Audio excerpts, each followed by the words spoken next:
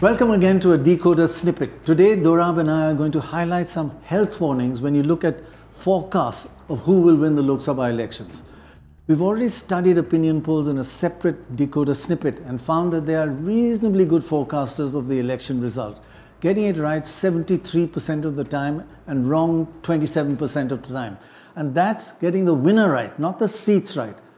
But one common flaw that most polls have is that they underestimate the number of seats the winning party will get. In fact, 74% of polls done over the last 44 years, the final seats that the winning party got was higher than the seat forecast by the polls. So do watch out for this constant underestimation by polls of the winner's seat. In fact, the underestimation is quite high. Polls over these last 44 years have underestimated the winning party's seats in the Lok Sabha by as much as 40 seats. Like in 2019, on average, the polls forecast the NDA would get 306 seats, but it actually got 351. So, Dorab, what's the reason behind this underestimation? Any thoughts? I think what the pollsters want to show is who's winning.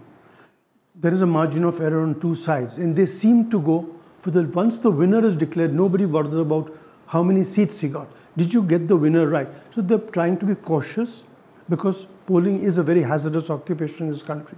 Right. They're trying to be at the lower end of the forecast. They're being conservative and bringing down, and that's why they underestimate. That's right. I think that's the reason. Another very good predictor of national elections is assembly elections, so long as they're held within 1 year of the Lok Sabha elections.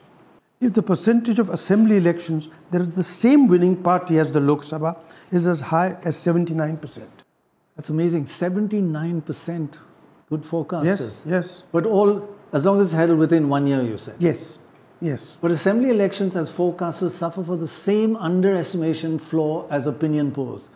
The Lok Sabha winner in that state does even better than the winner of the assembly election. In fact, looking at the data over the last 17 years, the party that wins the assembly election goes on to get 25% more seats in the Lok Sabha election of that state, if it's held, as Dorab says, within a year. And by the way, the winner could be either a regional party like the DMK or the TMC or even a national party. There's one other phenomenon of underestimation that we need to look for, and that happens on counting day, the 4th of June this time. We know that counting of votes is done in several rounds. In some seats, there could be, say, 15 or 16 rounds of counting. After each round of counting, the Election Commission announces the parties that is leading. Early leads are a good predictor of the final result, but round by round leads also tend to underestimate the final winner by as much as 46 seats in the Lok Sabha counting. Right, right. So don't fall for the seat forecast from just leads information during the early rounds of counting. Shekhar Gupta, founder of The Print, who first noticed this underestimation, says, beware of the bump. Dorab, any thoughts on why there is this bump? There is a mathematical explanation that one of your colleagues has provided. But what we do know, that it occurs regardless of the party, regardless of the state, that there is a sharp upswing towards the end. Finally, let's take a very quick look at what the bellwether seat forecasts are. Something quite non-mathematical but fascinating. What is a bellwether seat? A bellwether seat is a constituency that repeatedly votes for a party that turns out to be overall Lok Sabha winner. There are two amazing bellwether seats in India, West Delhi in Delhi and Valsad in Gujarat.